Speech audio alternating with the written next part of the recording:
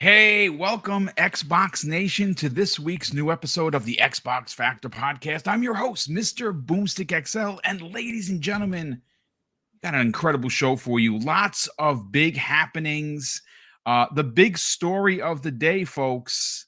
I think you're going to dig it. Sony being called to the carpet, being subpoenaed by Microsoft to guess what? Show off their dirty wares. That's right. Finally, Microsoft has taken off the kid gloves. And they have put on the spiked bandanas around the hands, and they are swinging for the fences, hoping to knock Sony out. Obviously, Sony has done what Sony has done for years, and that is hide content behind their plastic box through marketing deals. Sometimes it's just the marketing rights. Others, folks, it's timed exclusives, and in some cases, like Square Enix, who is not having a great week. It's full on exclusivity. And Sony uses their market power as the market leader to dominate the conversation when it comes to getting said game onto said platform.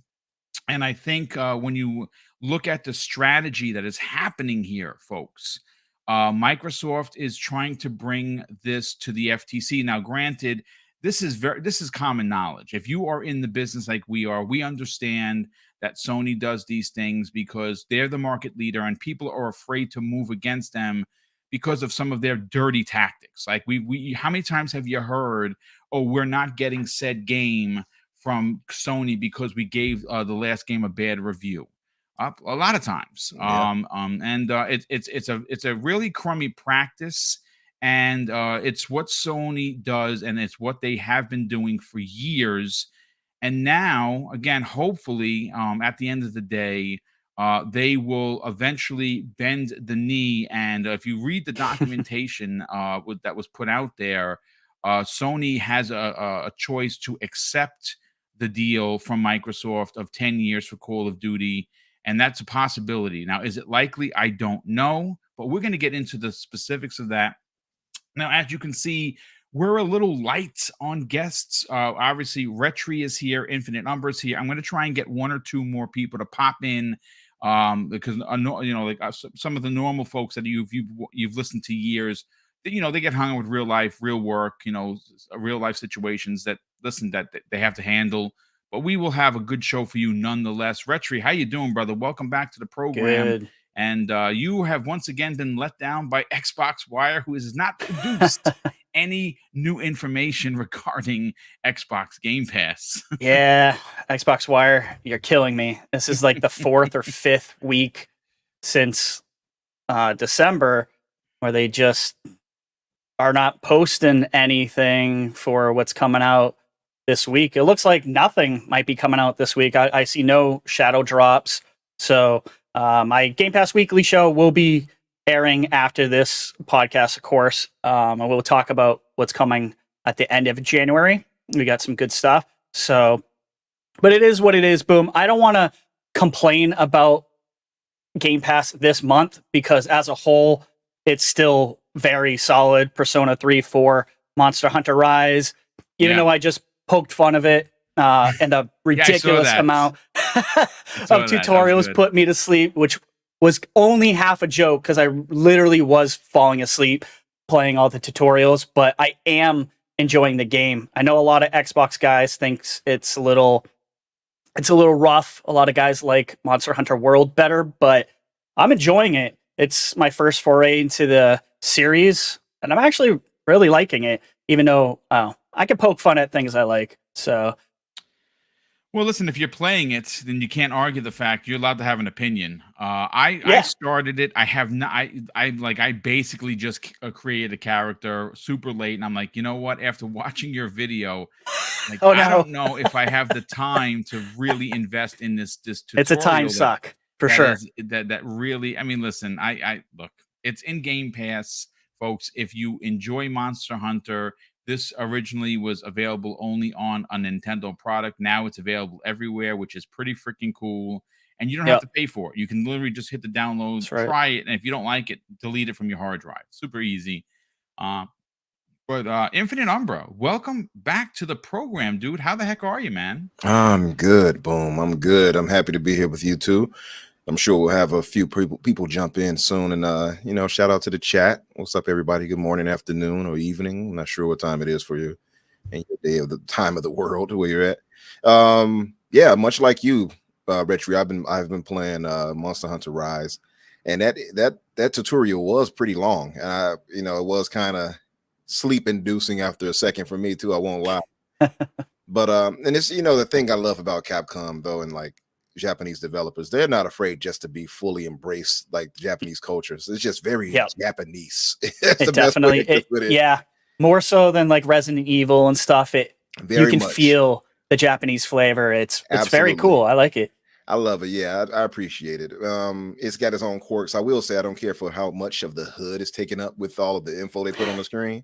It's a little annoying, but other than It's a that, I lot. mean, it's pretty fun. I did a little co-op with my buddy, and we took down that bear Wolverine thing. And, that's my next one. Yeah, that was pretty fun. So I'm enjoying. I'm going to get more into it and fully, do my thing into it. But yeah, excited to talk topics with you guys today. Oh, and by the way, when Boom, you mentioned about Square Enix and Sony's and their exclusivity, well, they can keep some of them because that Forspoken.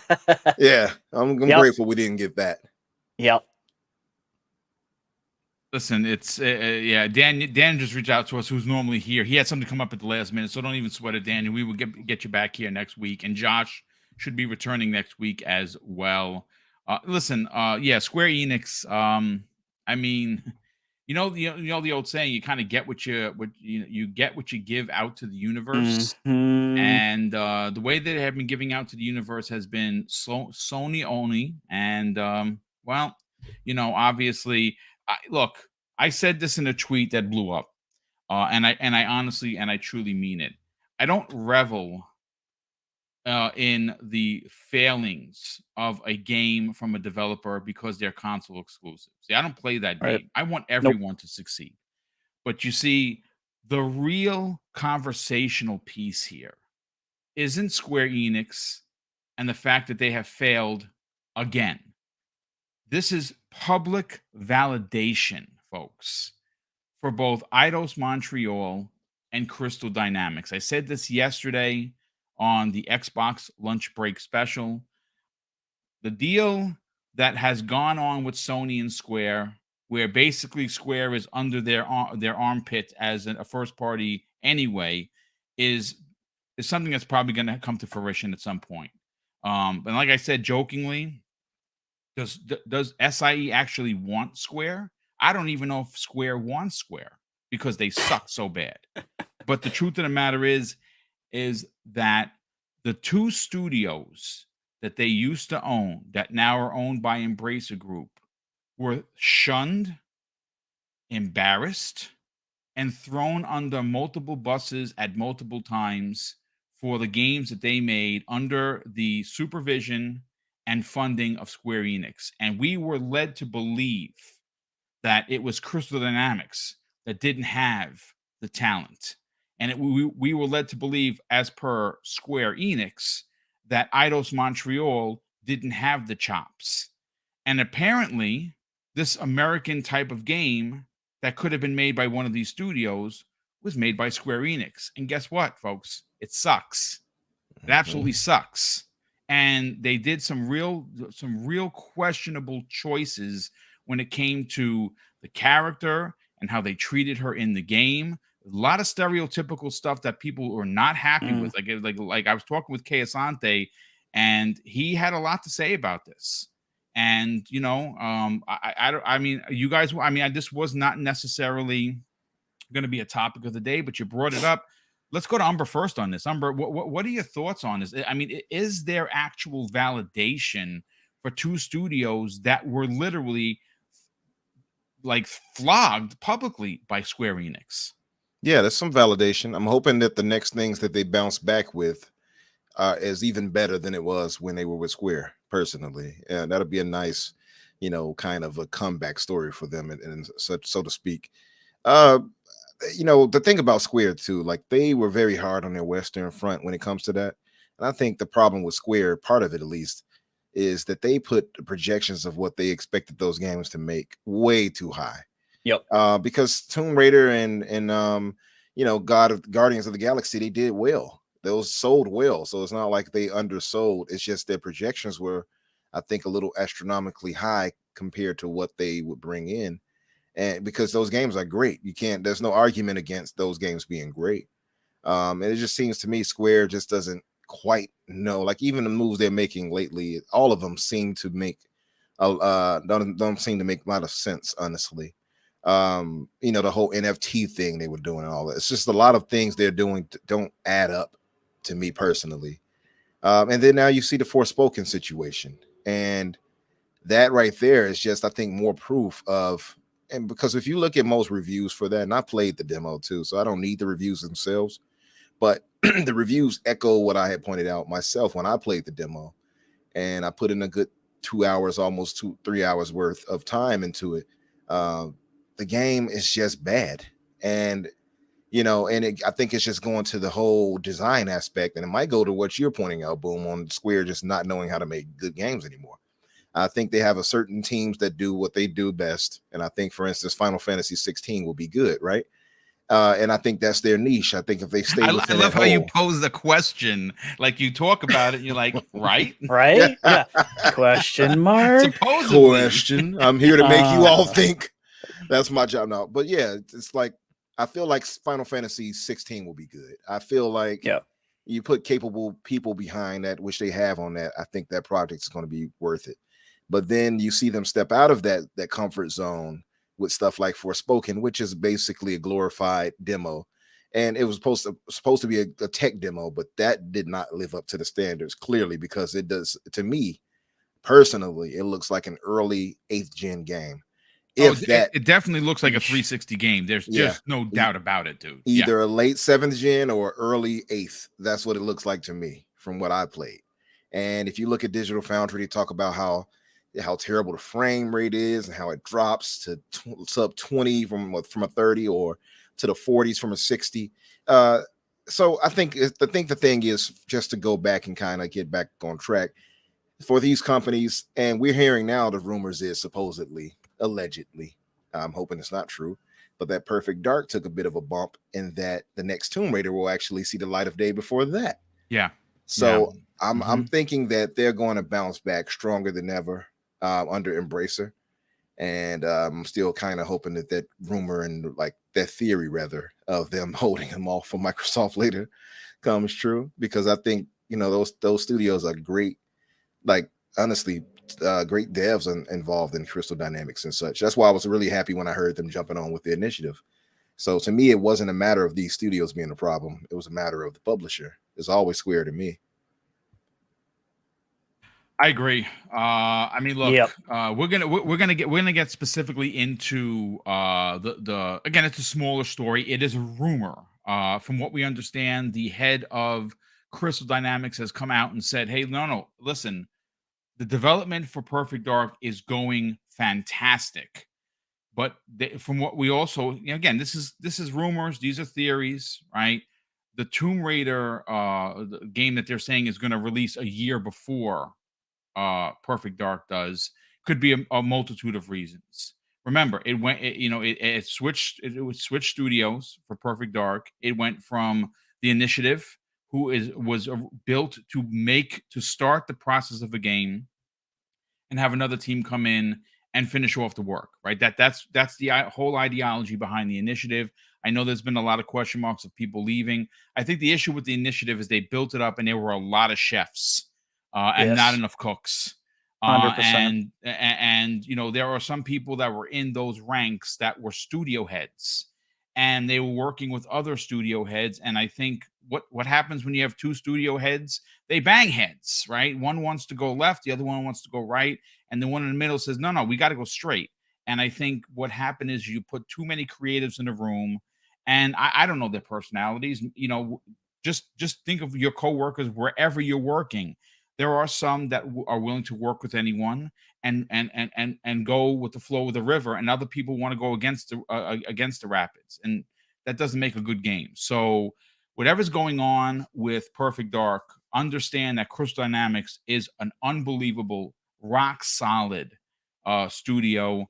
The contract is in play. It is going to, like I said, we will cover that in a second. But let me go to Retri here. Retri, look, I don't think I could have summed it up any better than Umbra did. I don't have anything to add to what he said. Yeah, no, but I mean, like, completely agree. Yeah, I mean, like I said, I think for me as a gamer, as a podcaster, as someone that's very, very interested in the industry that we're all a part of, regardless of size of channel or how much stuff you put out there, we're all part of this industry. We're all cogs, making this industry move. I really think that there is some validation. I mean, they're not going to come out and say it. Like, you won't hear someone from Crystal or Eidos come out and say, "Look, you see, that's what you get, MFs." But I mean, do you think internally, you don't have to talk about Square. They're just a garbage company. They have become just a shell of their former selves, and they're eventually going to file Chapter 11. There's no doubt about it, unless they get bought up for pennies. Yeah. Do you think that there is some real, because I don't want to suggest anyone from these two studios are happy to see a game fail. No, I wouldn't suggest that at all. My question to you, Retri, is do you think that there is some, you kind of sit back and because some people take criticism to the heart.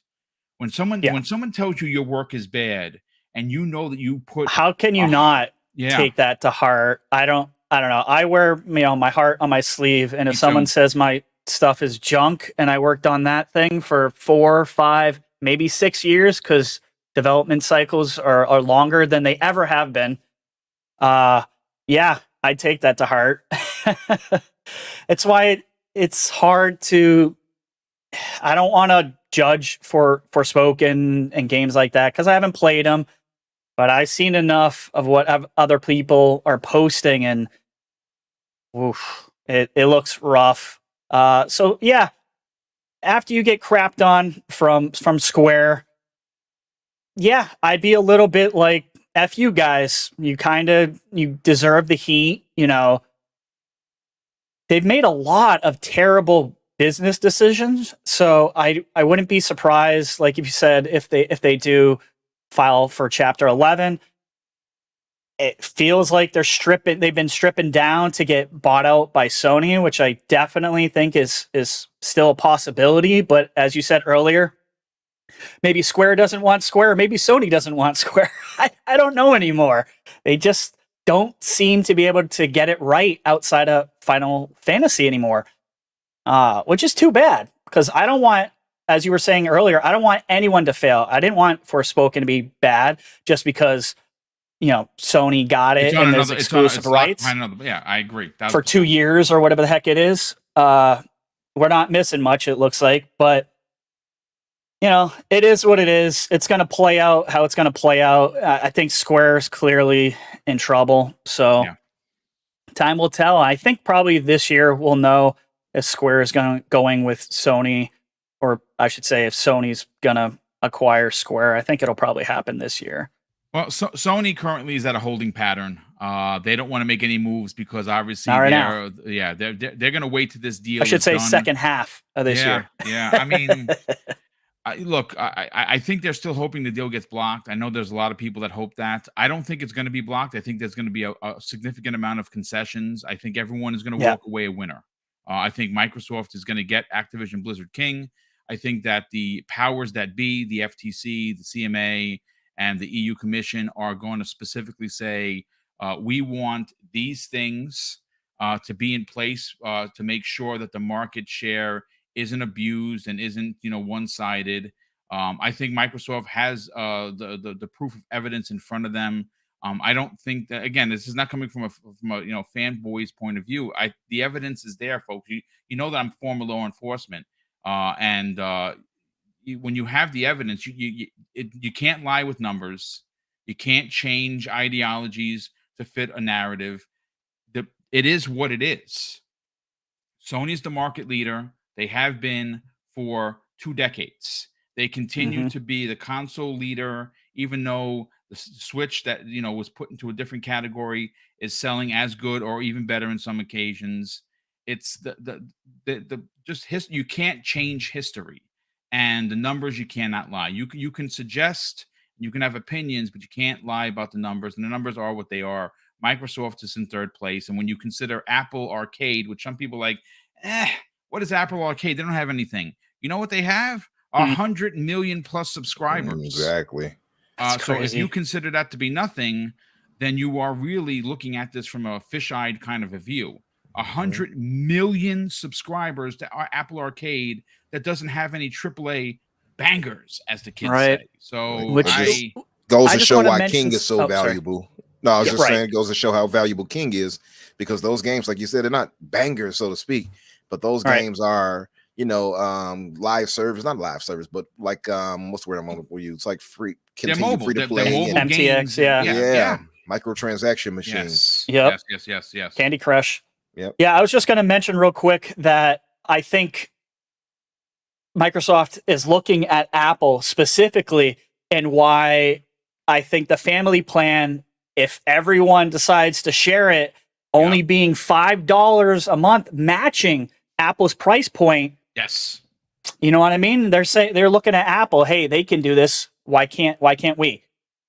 Yeah. If they're at 100 million, we're supposedly somewhere around 30 million for Game Pass subscribers. Like, why not? Get them through the door.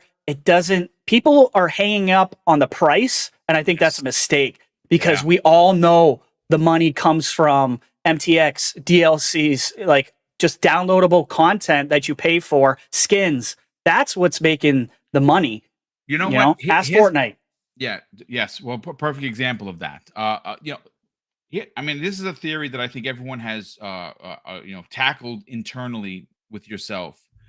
You go and you download a game from Xbox Game Pass. Now, in our minds, folks, right, it's free, right? How many times have you caught yourself saying, I'm downloading it for free? And everybody has done that, because, like for instance, for me, I'm paid up into November 3 years from now, right? I'm good. Whenever I find a deal, I go to CD Keys, or Walmart has it on sale, from 45 to, like, let's say 31, right? I buy 3 cards for under $100 and I load them up. And when I find a deal even better than that, I'll just hold on to the cards. And as my thing starts to expire, I add it, because obviously you want to get the better deal. But when you download a game, anyone that has that mentality that says, I just downloaded this for free, if you see a skin for said game, whether it could be simply just as much as cosmetic. Oh, look at this, they got this skin, and you go and you drop $10 on it. You are, in your mind, you have just won, because you're like, well, I didn't pay $60 or $70 for this game, so I don't mind investing 10, 15, $20. I don't know. That's where my mind goes. That's why I bought the DLC for Forza. I was like, well, I didn't really pay for Forza, so here's 15 or $20, whatever the heck it was. So I totally agree with you. It's all about the transactions after they get you into their ecosystem. Well, look, I'll put it to this way. There is certainly a lot to get excited about. And I'm going to catch up with some of the super chats before they get out of control, because there's these 6 or 7 of them, and I cannot thank the people enough for the generosity, because obviously these are what power the show. These are what help Mrs. Boom and I do the big giveaways. What I have to say that I love is I'm starting to see a lot of new names that I don't normally see in the chat, and that may be because they listen and they don't participate, but because this chat is supervised by the great one himself, Lethal Papa, and several other modders that walk silently and carries a big band stick. Most people come here and they're like, I can actually hang out over here because there are no a-holes calling me names, and I'm very proud of that. This is a very welcoming chat. But the big contest, if you're new to the channel and you haven't heard about it, my wife and I wanted to do something special for the developers and the families of GSC Game World, who is bringing us Stalker 2 later this year. And if you know about the business, you know that when a publisher, and they're a small studio that's going to put out this game as an Xbox exclusive, and of course on PC, their Microsoft, because their game is going into their service, gets 30% removed, kind of like with YouTube. YouTube takes 30% of everything, right? And they get 70%. So what my wife and I wanted to do to help the studio and their families, because there's no doubt that they got a bag dropped on their lawn from Microsoft for going into Game Pass day and date. That's a fact. But I like the ideology of this small guy. Me and my wife runs a channel, helping another small guy, and they're bigger than us, obviously, because they're a studio. But we're purchasing 15 copies of the game. Now, I'm not saying that we're going to buy Game Pass.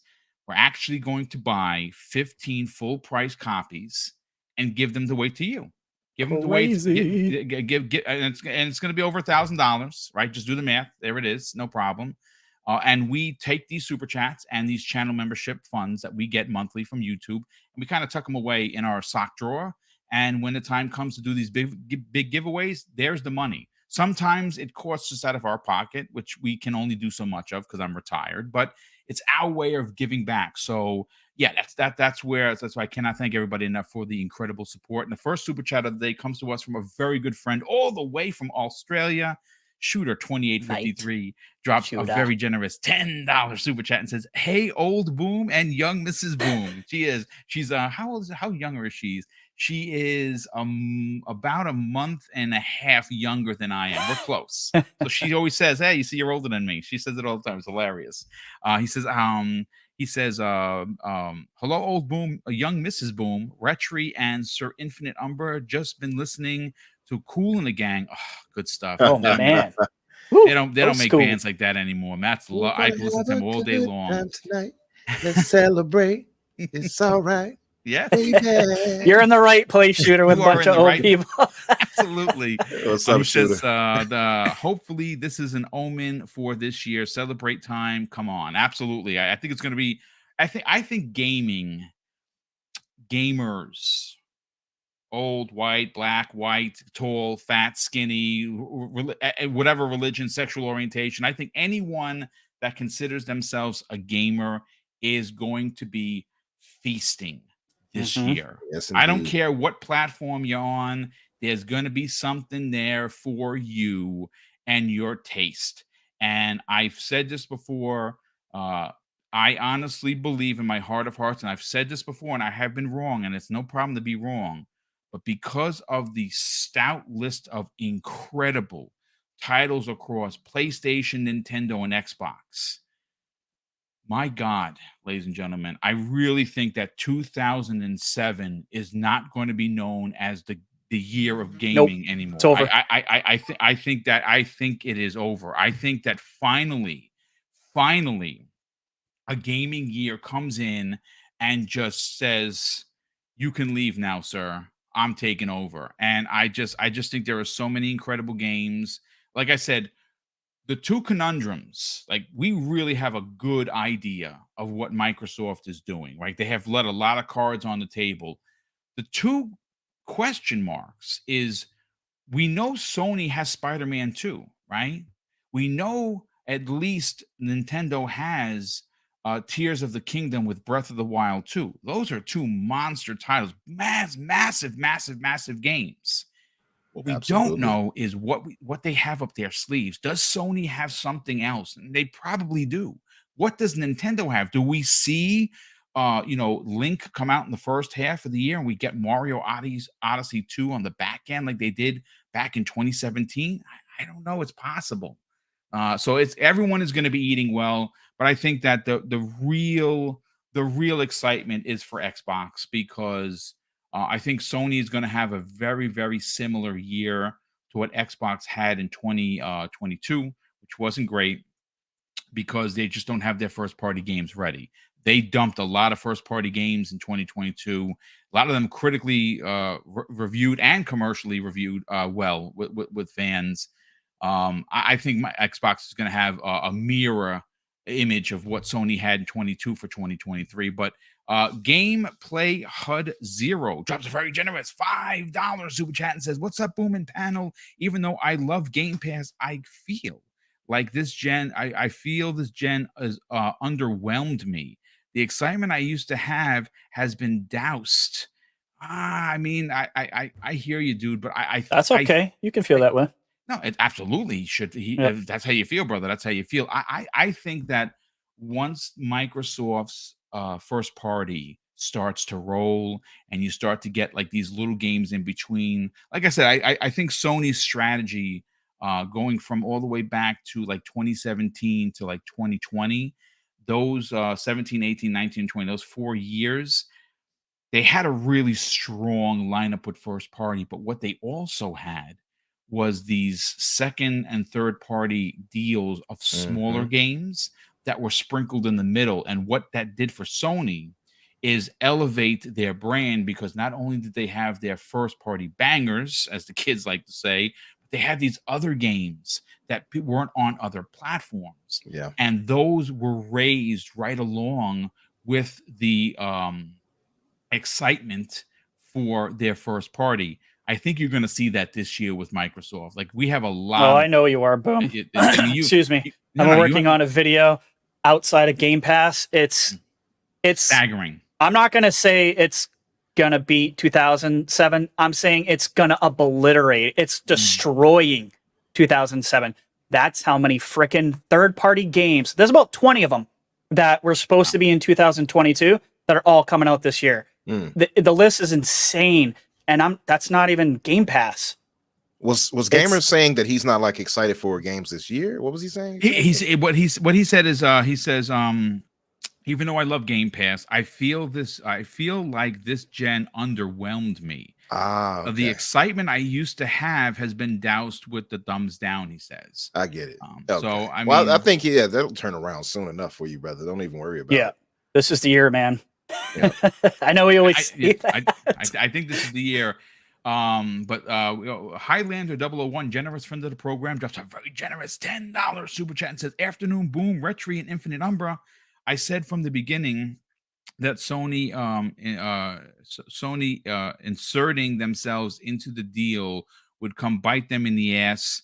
This is the first nibble. Sony's dirty laundry is out." Yeah, it's going to come out. Yeah, there's no doubt about it. We also have Drawn TJ drops a very generous $5 super chat. In the first one, he says, "Morning, guys. Forza better have 2022 and 2023 cars. Otherwise, it's an L." He has been fighting the good fight for weeks. Shout out to you, Drawn TJ, for your stout opinion on that. And I think they are going to deliver. We also have another $5 super chat. He says, "Hey, did you hear that Microsoft is taking Sony to court?" Yeah, we're actually going to get into that momentarily, because that is look, Sony thought that they can go and do the kind of nasty work that they're used to doing without any retribution from Microsoft. And I'm here to tell you, folks, it looks like I'll put it to you. What did we say, Boom, a while ago? This was going to kick them in the teeth if they kept talking. Here it is. It looks like it is coming back to bite them in the rear, or knock their teeth out, whichever adage you wanna add to the conversation. But we did get a story that it has. I'm pretty sure that based on what I have in front of me, it has been confirmed that Tango GameWorks, obviously, they came over with the Bethesda deal. They have a game coming out which is considered a Pentiment-sized title called HiFi Rush. And HiFi Rush, from what we understand, is a bit of a love letter to Jet Set Radio, in the form where it does have the stylized type of graphics. And it's supposedly going to be at tomorrow's show at some point or another. I do want to just grab everyone's, grab the panel's opinion on that, because this is a game that we know very little about. Say what you want about Pentiment. Pentiment, I mean, it won some awards. It definitely took the world by storm. Now, again, it's not a game for me per se, but I know many people that quite enjoyed it. The humor, the writing, the art style. These are the type of games that you want to see come out from Microsoft first party that aren't the big AAA budgeted games, that are from small teams that have a quote unquote passion project that they're working on. I mean, just look at Grounded. Grounded came out of a team of how many people were on that 19 team? 19 originally? people. Originally 19 people. And look, again, it's not for me. That game that's just not for me. But some of the things that I have seen people build in that game, the talk of the town, Mhm. millions and millions and millions of people have played this game and consistently go back and play, not just with them, sitting on the couch and chilling. They bring their kids there and they're hanging out. Perfect example, Colt Eastwood plays with his kids all the time. And they Yep. have like a big castle and they're doing all these missions. I mean, look, I don't have children, but I can tell you that I have a nephew that is basically our son. And when he comes over and we're sitting together, the three of us, and we're playing Animal Crossing on all of our Switches, or he's playing one of the downhill bike games that he likes, crashing and recording and using up all my memory to record these crashes. I feel like I'm on top of the world. So I can imagine that if you're a parent and you have a game like Grounded that everyone likes, it's amazing. But Grounded I'm is gonna- really fun, I will say, but I don't know. Maybe I'm that particular part of the particular part of Black in me won't allow me to go out there into the danger. So like I played with I Risket love and them. it. I was like, you all go out there. You all got those type of bugs in Australia for real. So you go deal with that. I send them off to their deaths and they're like, come and help me, Umbra. And I'm like, no, I didn't sign up for this. Funny. Yeah, so I can't even build the stuff they build because I'm too afraid to go out there and venture out and have that one of those tarantulas come at me again. I don't know. Listen, I hear you. No one likes tarantulas, especially if you're the size of if you're this big and a tarantula's this big. Australians are used to it. That's that. That's that right. is They got them in the very true. backyard. So Yeah, they just that's scary. Let's Retri, let's talk Hi-Fi Rush.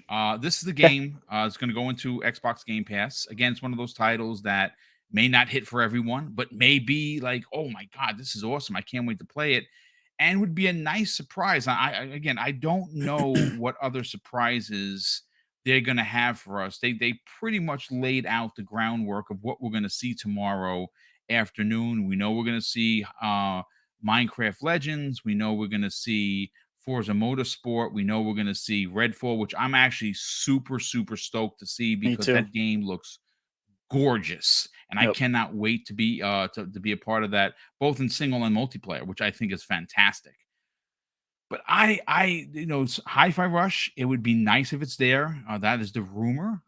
But I'm also hoping that we get something else, that one last thing. You know what I'm saying? But for going back to Hi-Fi Rush, what are you expecting from this small title from Tango? Well, I'm hoping it really is a Jet Set Radio type of game. It sounds like it, certainly in the title, Hi-Fi Rush. That's exactly where my mind went. But now the leaker did say he did not confirm. There's some misinformation about this. There's no confirmation whatsoever. This is showing up tomorrow. Just so keep your expectations, not too crazy. As Paris said on Twitter, don't expect anything out of the 4. Aaron Greenberg then said, I cannot like this tweet enough. To me, that says we're probably just going to get the 4 tomorrow. I don't know if we're going to get anything extra. So I'll just expect the 4 tomorrow. If we get anything like Hi-Fi Rush or anything else announced, that's just icing on the cake and extra. But when it comes to Tango, it's nice that they're doing this side project. They're also trying to shed away from the image of being a horror-only studio, which I'm not a fan of. I really wanted Tango to be our Capcom for horror. And I know they've done they can do whatever they want. It's their studio. But I was really hoping they were going to stick with that genre, personally. Although, as a smaller project, I'm very excited about this Hi-Fi Rush because Jet Set Radio was awesome, and we've been wanting that. I've been wanting that. I know a lot of community members have been wanting Jet Set Radio to come back for a long time. So maybe this is Xbox being smart or Tango being smart and realizing that there's something missing out of the catalog and they're putting this out. But I just hope they don't step away from horror altogether. I mean, I know we get id Tech, I know we get Doom, but Doom Eternal did not feel like a horror game to me. It was like you're the Terminator basically against Hellions, you know? So I'm looking forward to it. If they announce it tomorrow, that would be great. It could be the last little thing, or maybe it'll show up at the Starfield show or later on. But I do believe that game is coming out this year. I do think it's 2023. They, as far as we know, rumor is they've been working on this for 2 years. If Yeah, that's supposedly true, this is supposed to drop soon, dude. Like I like again, I'm happy with what we're getting on tomorrow's show. Yeah. We know, again, we're going to talk about Starfield. I mean, it's 43 minutes long. That's a decent 43 minutes. chunk of time. That's a nice. I mean, if it's 3 games, if it's the 3 games we know, it's And Elder Scrolls. And well, aren't they having something afterwards though? They're doing. I think they're going to drop info in the direct, and then they're going to have another show. I think deep diving into what they talked about during the show. That's my guess, because it's going to be. There's some new mechanic or something is coming to Elder Scrolls Online that they're making a big deal out of it. I don't know if it's a new mode or what the heck's going on, but something's up with that, as well as probably new sections in Tamriel that are probably coming to the game. Obviously DLC stuff. So yeah. I mean, look, people in the chat are asking what exactly is Hi-Fi Rush. It's hard to say. It seems from the different things that we've heard that it's going to be something similar to Jet Set Radio. In what regards, I'm not sure. Right. Is it going to be the graphics? Is it going to be the gameplay? I don't think it's going to be you're skating around spray painting. I think it's going to be mixed with something else, but we don't know, right? That we know, we have heard rumors like Retri just said that they are have been working on this for 2 years. We have heard that it could show up. I literally just read I mean, everyone's posting that. Oh, get Hi-Fi Rush tomorrow. You know, it's rumor. Yeah, the leaker himself is saying stop. That's why I'm saying that. The guy who actually leaked this to Idle and everyone else is saying, I did not definitively say tomorrow. It's coming soon. Maybe tomorrow. You know what I mean? So yeah, maybe.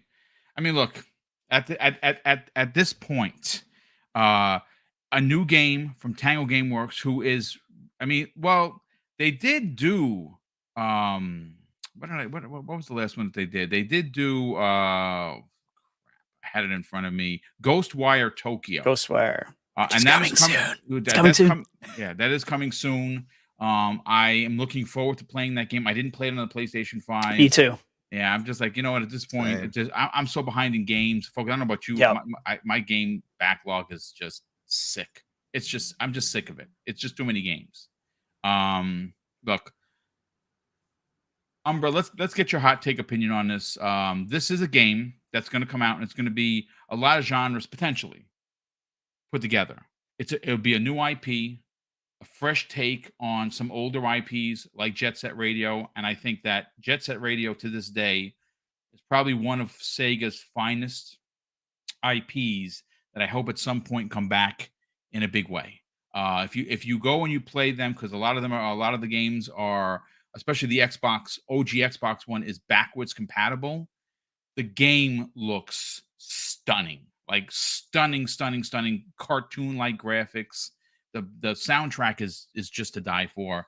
I really hope that it has its essence, if you will. I mean, listen, Tango is a small studio. I don't even know if they have 100 people at that studio. I checked. I just checked with Wiki, and they have it. The last time they checked was 2012, which is, I mean, that's 11 years ago. They had 65 people. I would imagine they got to be higher now. I don't know how much higher. You have any expectations for this?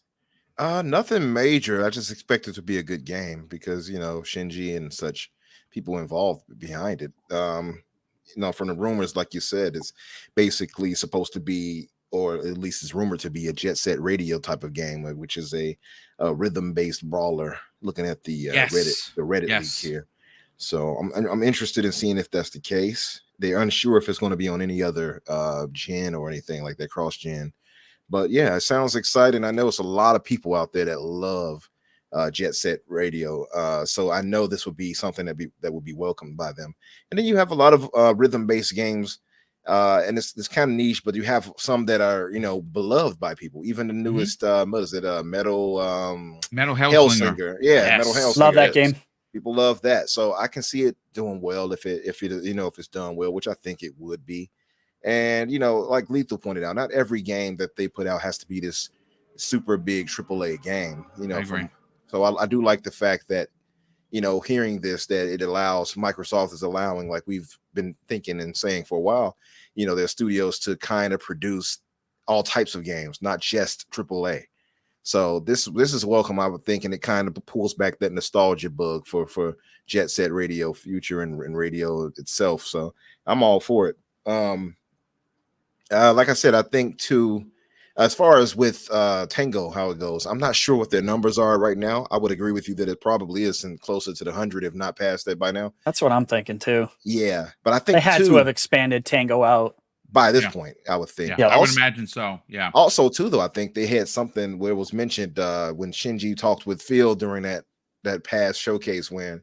So I think they have a bigger plan for Tango. I don't think it's it's not just them making games. It's a matter of them. It'd be hard to believe that Microsoft wouldn't be smart enough to take their Japanese developer and make it grow. That just wouldn't make any sense to me. Yeah, so I think so. I think they're going to have a even bigger job behind them to actually bring in other developers and such over in Japan to bring games out. I think that's what they're going to use Shinji for, because they made a big deal out of it. We're talking with him, and and Phil did his best Japanese impression that he could, konnichiwa and all of that. So he did his best that he could do. But yeah, so I think I'm interested in just seeing what they're going to produce. I think if it's a rhythm-based brawler, that sounds interesting enough right there alone. I mean, and like I said, the pedigree behind the studio, absolutely. They might also, now that I'm thinking about it, because you all mentioned Ghostwire Tokyo, that would come out the 25th of March. Yep. Yes. So maybe they'll announce that like it's coming or something, but maybe not, because they didn't say much of anything for. Yeah, they can't till the day of. Literally. It stinks, but they can't do it. Contract, they probably can't. Never mind. Which they honored, by the way. Yeah. People seem to forget that they were like, they could have paid the price and just took the contract and been jerks about it. And they're like, no, we bought it. We're gonna agree to all contracts. We're not gonna pull games. And Sony was like, hey, see, exclusive for Sony. And we're gonna get into the Sony thing. I got a lot to say about Sony, and it's gonna be. Get ready, folks, to tune in, because I got some thoughts. But one of the bigger topics that has to do with video games, but not necessarily a game itself, is The Last of Us. Series. The second episode just launched, and I bring that up not because I want to talk about that episode. The episode was dope, by the way. It's so good. If you're a fan of the game, and I'm a fan of the original game, it is a love letter to the original game. The whole instance, it's fantastic. I bring that up because, once again, Idle Sloth, the living embodiment of what is can be defined as the greatest detective, has put out a tweet where there are more pics of the TV Fallout series that is coming from Amazon. And I gotta tell you, folks, this is looking pretty dope. This is looking pretty damn interesting. Like I said, gaming and movies notoriously have never been a good thing. I mean, there have been. You talk about Mortal Kombat. Oh yeah, I love that when I was young. Actually, the original Mortal Kombat, I liked even better than the new one, which I thought was 100% agree. Awful. I thought it was just so. The new one started out great and just went pew. Ooh. Yeah, man. But nothing beats the old school test your might and That's right. I really I didn't like the second or third ones because they got out of control. But the first really Mortal bad. Kombat They were trash. was just fantastic. Yeah, I don't know what happened with the newest one. I don't get it. I don't know. It just was awful. It just was so terrible. But the Fallout series, look, we're not getting you. I mean, if you tuned into last week's show where we had Skullsy TV on, actually, it's 2 weeks in a row we had him on, and he was like, "Yeah," he goes, he doesn't know when the next Fallout is coming. Now, what's interesting with that is we did get some commentary, folks, from the head of Obsidian Studio, talking about the fact that before he retires, he wants to do another Fallout. He has put it out there to the world, I guess, to the ears of Microsoft and to Bethesda, that he wants to be behind a Fallout project. Now, whether that comes to fruition or not, I don't know. I know that all of us, and I can speak definitively, want a Fallout New Vegas 2. You heard Skullsy last week. He said that he thinks that they could be heading to New York, which I say, hell effing yes. Let's go see all the big broken down skyscrapers in New York and see what that looks like. Because, for the most part, Fallout is very open. It's a very open spaced game. New York would be dope because of all of the congestion. Now, where would they go in New York? I don't think they're going to the Bronx, which is where I grew up, which I think would be dope if you'd see like a dilapidated Yankee Stadium or something. That would be freaking awesome. I was going to say, Boom, they wouldn't have any congestion in that post-apocalyptic world. No. There'd be no one but monsters out there for sure. But getting back to the Fallout TV series, I think this is exactly what Microsoft needs to start generating interest in the brand. Now, I know everyone is going to be like, "What? They have Halo." I don't even want to talk about Halo right now because I'm just disgusted. I actually quite enjoyed the Halo series. I didn't enjoy the fact that the Master Chief had his helmet off for 3/4 of the show. I don't understand that. Like, I think that was the least of the show's problems, personally. No, it had a lot of problems. He banged an alien, a Covenant alien. That was a problem for a lot of people. It's the first episode. If that would have been the whole show, with it just dropping down and they're beating it, Covenant up, and you get a flood in there or something, that would have been pretty dope. Look, not a great first step for Microsoft with their IPs. But the more I see of Fallout from Amazon, which you know they know how to make good TV. I'm very excited. It's giving me Last of Us vibes, the TV show. Like when I saw a lot of behind the scenes stuff of Last of Us, I knew it was going to be good. You could tell they had the right people, the right writers, the right directors. They chose the right people. That's what matters, right? HBO is top notch too. Just to HBO, when it goes to HBO, you automatically get happier. You're like, yes, HBO's doing it. That's why when Halo went to where it went, Showtime and then Paramount, I went, uh-oh. Yeah, the thing too I was going to say is that I'm conflicted because I was happy that Chief got some cheeks, but then I was like, no, you can't have him out there with the cheeks, Al. You can't. Master Cheeks. I love the cheeks. That's my boy. I'm happy he got some, but no, he can't. Yeah. The show, look, it's a show about a space marine and how they've been made from into these super soldiers.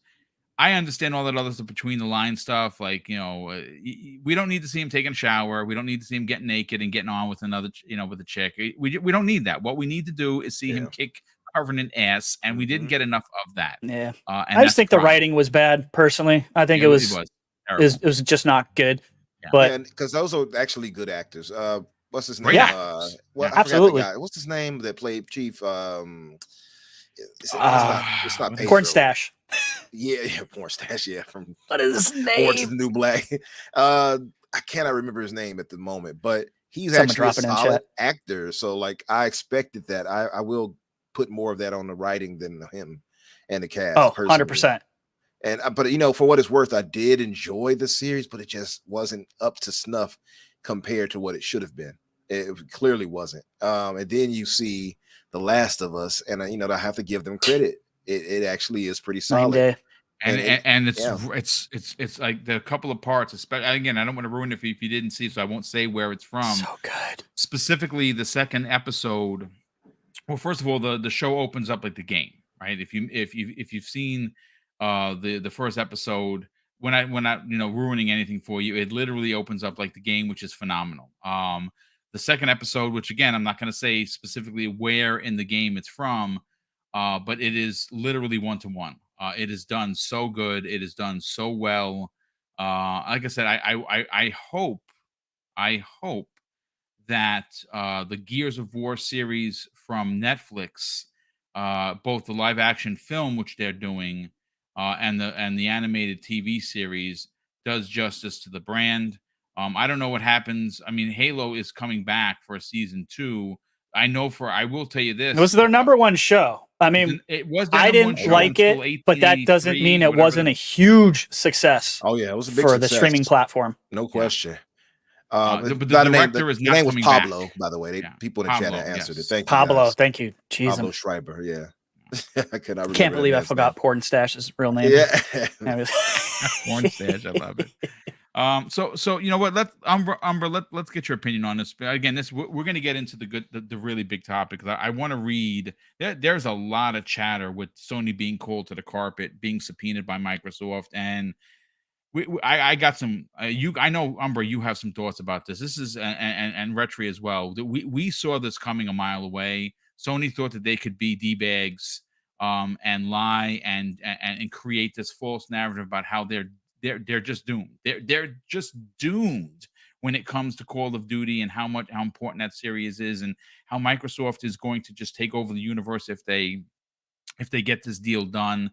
And they basically listen. They've been lying left, right, and center. But now I think them being called or being subpoenaed by Microsoft to produce certain documents that prove otherwise. Now you can't lie because you would be charged with perjury. And I think there is there is a lot to be said about what happens if the FTC or other entities start to look to the way Sony does business. Folks, they could actually be sued by the governments for anti-consumer and anti-competitive practices. And I think that is a concern for Sony. We're going to get into that in a second. But Umbra, we after seeing some of the photos that were put out there for Fallout, do you have hope that this could be one of the first series that is linked to Xbox, that is gonna, that's gonna deliver like The Last of Us is currently delivering for the Sony? Yeah, I do. If the thing is, and I'll say this for The Last of Us, if you've watched it, and I've watched both episodes so far, it's almost a 1-to-1 adaption. If you've all watched it, and it's been pretty good. The thing that they did right, and this is why I say it's a thin line, because I was talking to some people about this in Starbucks earlier, and I was telling them, I told the girl, she never played the game, she doesn't know the story. I said, you're going to love it because it's something you've never experienced. Even if you experienced it, the thing is, it's a thin line, because as fans, some are going to be mad if you change too much, such as Halo, like how they did some things, and some will be mad if you didn't change enough. Like, well, what was the use of me watching this? I played the game, I saw the story. So it's a thin line, but I would err more closer to the side of following it more closely than not. And I think they did the right thing with that, with The Last of Us, and that's why it kind of shines.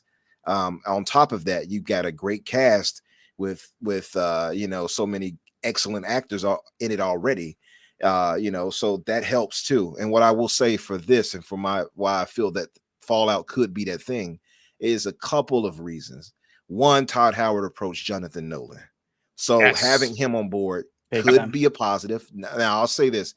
I will say not everything Jonathan Nolan has done has been good to me, but he has obviously a high pedigree with his name, his brother being, Christopher Nolan. They've done some great things. Yeah. So I do have high expectations for it for that reason. Also, he's a fan of it. So if you're a fan of it, for me, typically that leads me to believe you're going to try to do it justice versus somebody who's just, this is another gig or whatever, blah, blah, blah. Right. So I have an appreciation for that enough too. So if I feel like he's going to try his best to give us a good product, not only because of something that he wants to please the fans, but because of something he wants to represent, right? Two, I'll say this, the cast, that's what I was just mentioning. The cast is actually pretty solid. So you got one of my favorite actors, and has been in movies and shows. I don't know if you all know him, but his name is Walton Goggins. Have you all ever seen what was the name of that? Have you ever seen The Hateful Eight? Oh, I love that Samuel movie. Jackson and That's so dude. good.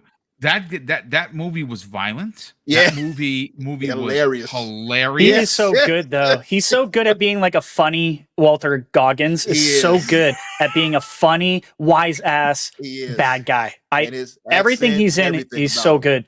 Oh yeah, The Shield, like Gummy. The Shield, he was one of the best. Of course, Justified was phenomenal TV. Phenomenal. I tried to get my sister to watch. See, yeah, Pete just pointed it out too. That was a great show. If you all have not watched Justified, give it a chance. Check him out. He's very charismatic. He was in Sons of Anarchy as well. That's true. Yep. So things like that. You have him as the lead actor. So stuff like that is what leads me to believe that this is going to be well taken care of and well done. They have other people too that you all probably have seen in some things, but they're not as well known.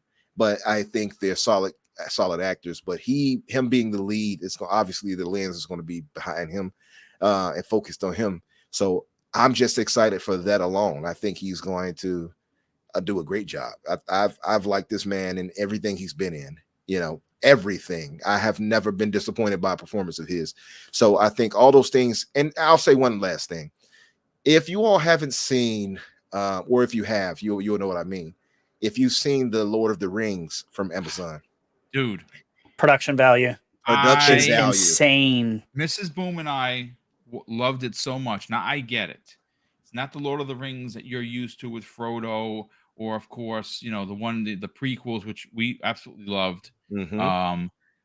The production value, every time that we're watching it, you cannot argue, Umbra, that it seemed as if you were watching literally the film absolutely on TV. Like I watched the films and then watched it. It was better looking than the films. It's not even close. I'm not even joking. It's also their most expensive project ever. Yep. They spent ridiculous amount of money on that.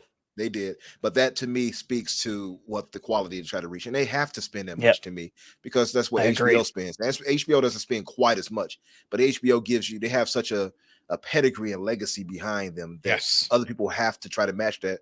And that's what I want them to do going forward, by the way, with Halo, with Paramount. They have to put more money behind it to really, showcase it in a stronger light. Just to say, Amazon, though, they have a lot of money behind them. They're as rich almost as Microsoft, clearly, as a company. Indeed. The production, like Retry pointed out, is top notch because they have so much to put behind it. And because of that, and because of the names attached to it, like Jonathan Nolan, I know they're not going to cheap out. It's not going to be some cheap, CW-esque, That's why it feels like The Last of Us to me. Yeah. Not only Nolan, they got Lisa Joy. Yeah, HBO's Westworld. I love Westworld, by the way. It's confusing as hell after a which while. Which makes a ton of sense. Westworld and Fallout, man. Like, that fits. It does fit. That was a good choice. And I would expect, by the way, and Jonathan Nolan is also tied to Westworld too. So I would expect, by the way, to see some of those crossovers between those actors from that to that. And they have nothing but great actors in Westworld, by the way. So because of that, I know it's HBO, but I feel like they're still going to bring them over. But that coupled, all those things coupled together, makes me believe that Fallout is in great hands. Is going to be a good show when it airs. What's the expectation for that? Like the date when it's supposed to arrive next year, or was it this year? Or was it next year? You know what? Let me do a quick search, because I for some reason thought it was this year. I thought it was holiday this year, but I could be wrong. I thought November, but that's moved multiple times, so I don't know. Late 2023 at the earliest, according to GameSpot.com. They did I mean, a lot of people have done different opinions. It's the first one that popped up. It says, what's the release date of the Fallout TV show? Amazon has not yet announced a release date for the Prime Video Fallout series, though it's safe to bet the show is debuting in late 2023 at the very earliest, according to people close to the project. So late 2023, early 2024. Yeah. All right. Well, are you trying to see if it's matching up with anything? Because I got I got all the old gyros wish. manufacturing. Getting in my head. Gears turning.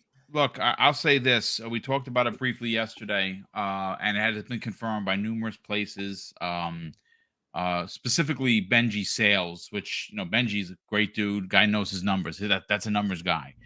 Since the release, folks, of the let's say Resident Evil. Oh my god, the Last of Us TV show. Sales of the game.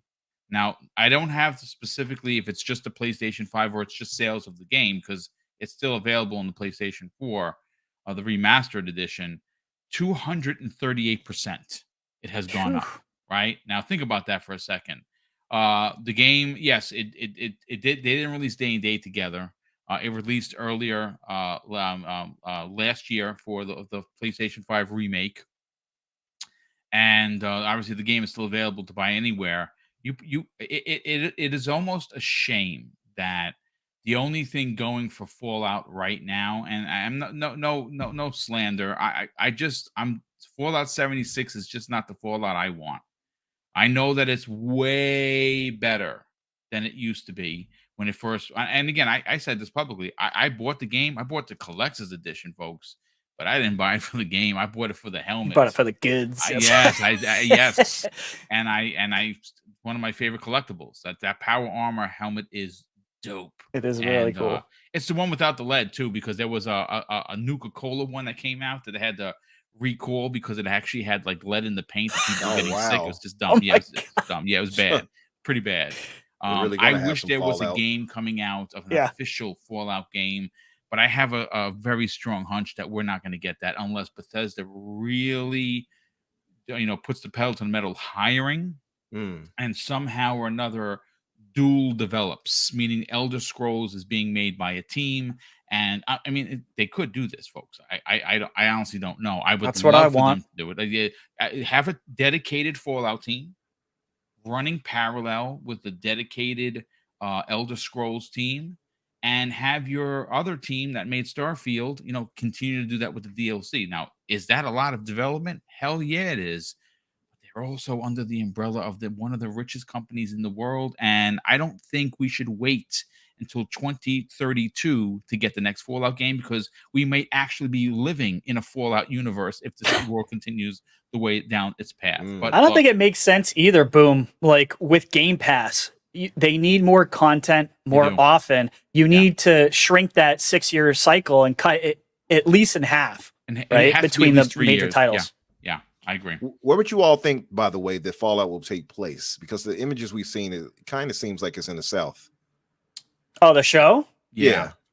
That's a good question. I don't know. It looks like it's in the South to me. It does look like it does have a southern look to it because of the open area, but that could just be anywhere. Look, at this point, deserty.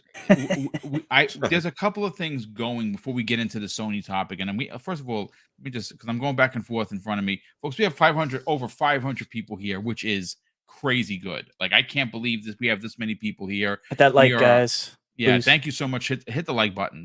Let's try to get to 1,000 likes. After the show or whatever, I'd appreciate it very much.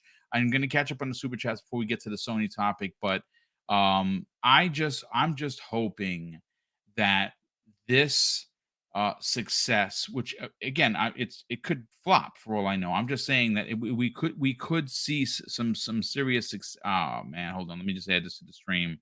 There we go. That's the new footage. I'm hoping that this potential, quote unquote, success sees Microsoft bring more of their IPs to the big screen and TV. I really hope that does happen. Yep. Gaming, like media across the board, for comics and graphic novels and books.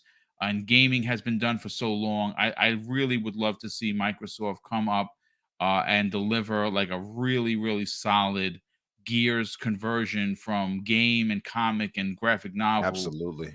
to I film. just want a horror Gears show. That's Yes. all. Yeah, I What agree. would you all prefer like a live action or animated for Gears? I want live action. Like Live action. I want big both. bulky I'm gonna be men running greedy. around, Yeah. cutting people up with chainsaws. Like I really do. They got to put that production behind. They got to put money behind that. You know what I mean? To give us the the quality animation for the stuff through monsters and Netflix such. has been so good though. So it's It hard has, yeah. to say. Someone said earlier, I want season 2 of Invincible. I just want to echo that. Oh, I can't wait for that. That's in my like top Later 3 this year, shows, right? period. Later this You year. know that I've never Supposedly. seen that show. I've never watched Boom. it. Oh my God. Watch it, Boom. Oh, Boom. I have You're to. in for a treat. Yeah. If you I'm a like bit- The Boys, Yeah, we do. My wife and I Invincible watched that. is the it's animated version of The Boys, and it is awesome. Yeah. It's excellent. I love the books. I actually read the books way back. So, well, not way back, but I read the books when they were around. So it's excellent. Definitely watch it, Boom. Yeah, I'm definitely going to check that out. But listen, folks, we got to get to the big story, folks. This is the one that you've been patiently waiting for at the 112 hour or the time frame. I want to shout out Post Up on Twitter. Post Up _BBB. He's back home. He's well, and he's doing what he always does, and that's putting out some great information for us to check out. And folks, again, we have all talked about this privately. We've all talked about this publicly. Sony is not a good company. They have done some real questionable, shitty moves for the industry. They have done some real crummy and shitty things to consumers, and they have gotten away with it for years. They are not solely, but certainly they do levy some weight in responsibility for welcoming in $70 games.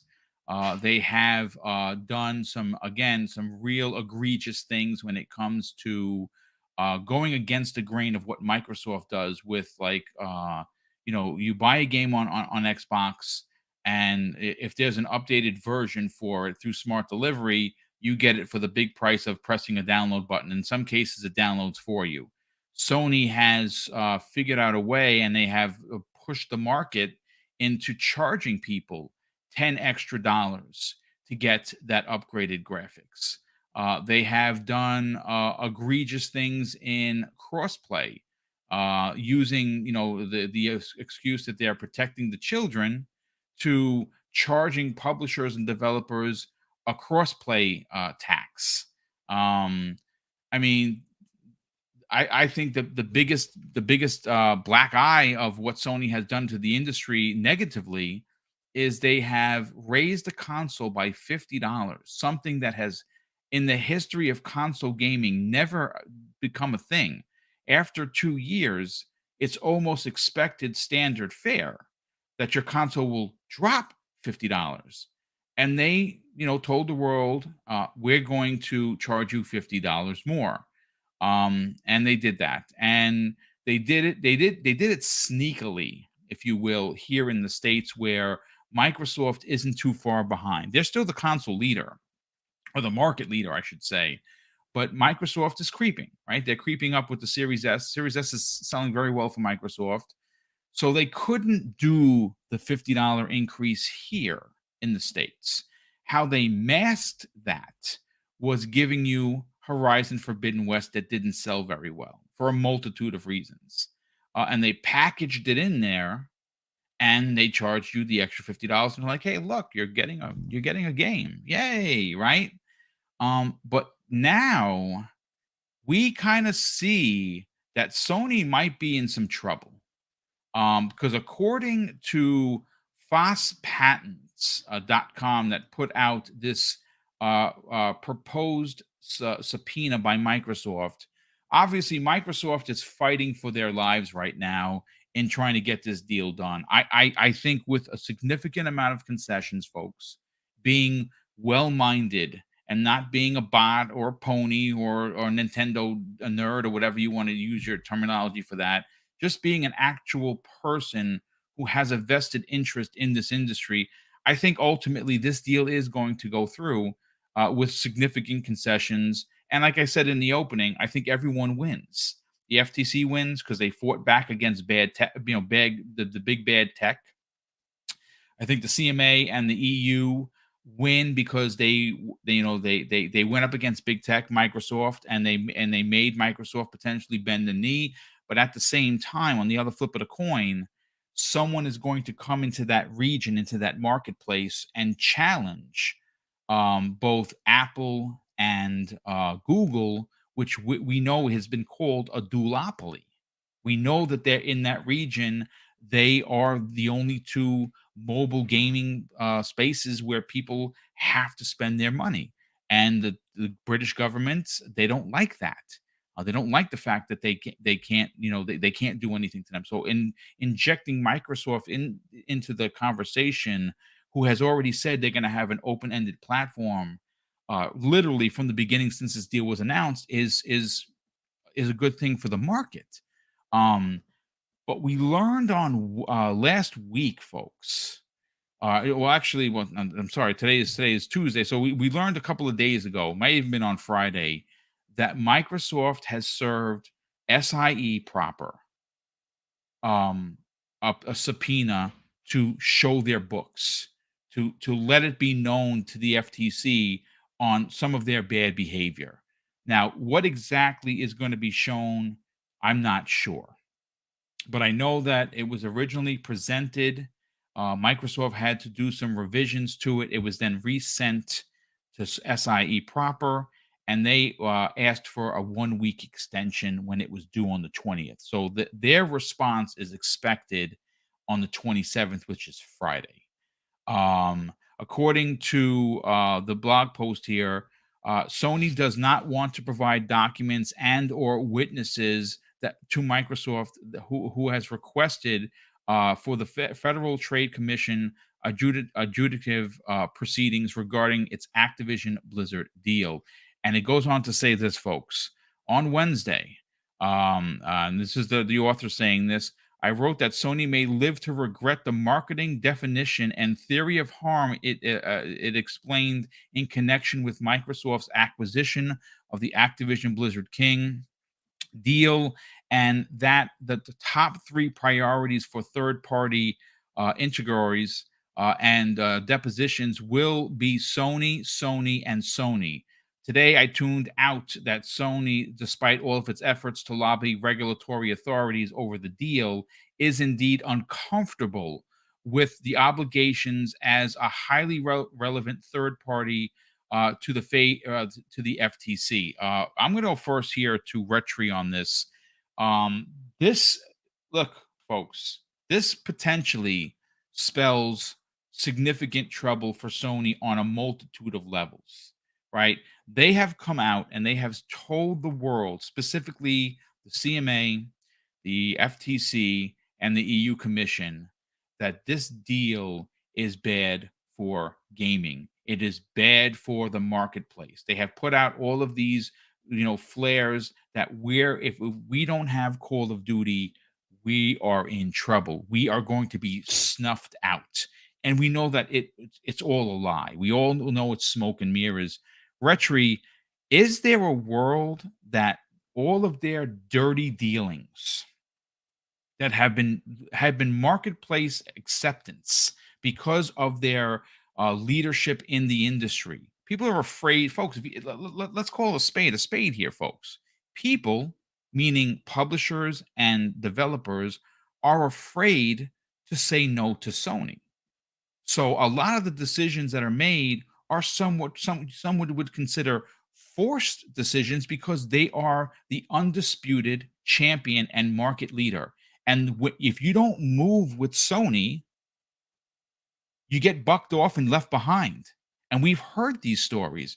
Is there a world, Retri, where the FTC, who is looking at the bad behavior for big bad tech, which Sony is a part of, and says, hey, wait a second, these are in fact anti-competitive and anti-consumer practices, they could get sued by the governments in question, And this is all due to them getting out there and Jim Ryan flying out to Brussels and flying out to this one, to that one, to complain and cry about this deal, which ultimately is not going to affect the marketplace at all. It's going to make Sony be better because they're going to have, they can't sit on the monies of Call of Duty. They're going to have to go back and get weird.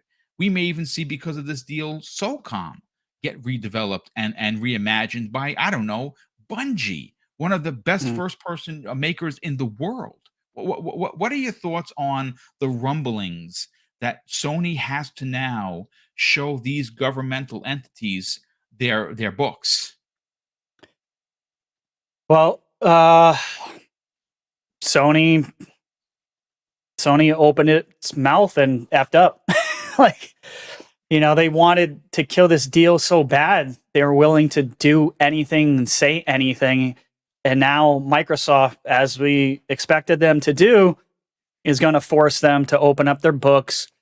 Now, I don't know if Sony is going to play nice. I'm sure they're trying to figure out right now how to limit the amount of information that they give to Microsoft. I think that's what the extension really is about, because I think Microsoft, when they put this out, gave them like a 3-day turnaround period. So I'm sure Sony's panicking right now, going, crap. But y'all open this can of worms, so, you know, reap what you sow. I'm hoping that this shows not just the numbers and the profitability. That should be obvious. FTC, everyone, EU, CMA, they should already know. They should already know that. It's obvious to me. It should be obvious to them. Right. You know what? But when it comes to government retry. Right. Yeah. With that, exactly. With that in mind, I don't trust these people either to do their due diligence, because I was in on the call with the Microsoft and the attorneys, and I heard the judge say, "Wait, so EU and CMA are looking into this?" Wow. The judge didn't know that. The judge didn't know that. And I have it recorded. I got proof.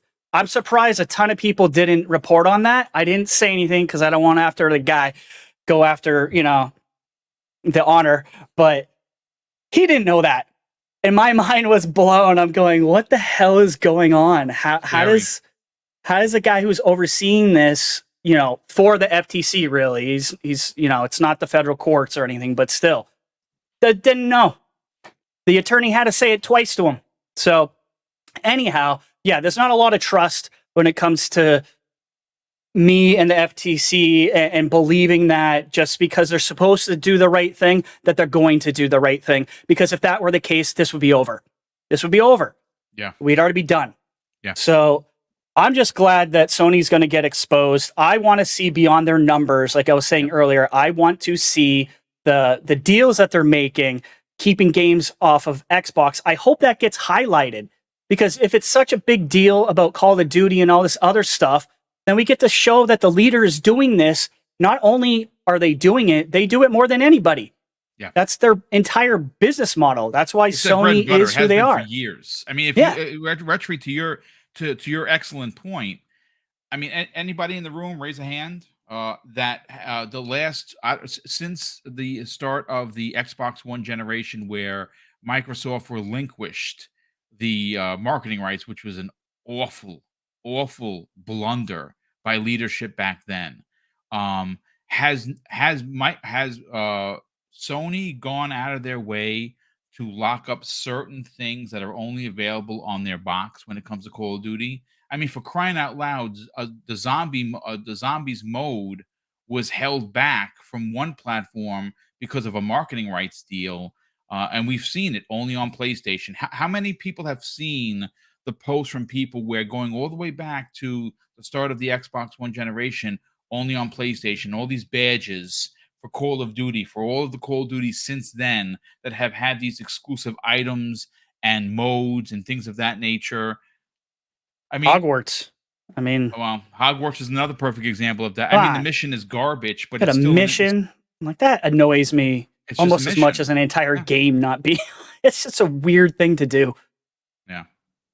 But it works. It works, and we see that with Sony's success over the last Retri, 20 years. again, just to bring light to the conversation, I really don't think that we need to do this, but how often, or more often than not, has Sony done things to get you to buy a PlayStation product? Almost all the time. All the KOTOR is a perfect example for me. Yeah. I was like, yes, KOTOR. And they're like, coming on Sony. And I was like, wait, what? So, okay. Wasn't this a Microsoft thing before? Okay, whatever. So, yeah, that 100%, if I didn't already have a PS5, I'd be buying it for KOTOR. 100%. It works. I'm not complaining at the fact that Sony does it. I'm more, it's the two-sidedness. It's the hypocrisy of it. That's Definitely what drives me nuts. Yep. Because I don't care that they're doing it. It's a good idea. As a matter of fact, I've told Microsoft many times, do the same thing. Yes. Step up. Be aggressive. Start money hatting. Start doing the same thing. Agreed. Right? But it's like pretending like you're not the leader in doing this sort of action that drives me nuts. That's my real problem with it. It's not the business practices. I understand they're trying to make a buck. I totally get that. I'm fine with it. It would be nice if all games are everywhere. That's just never going to happen. So, but yeah, I mean, Sony is opening up a huge can of worms. They are.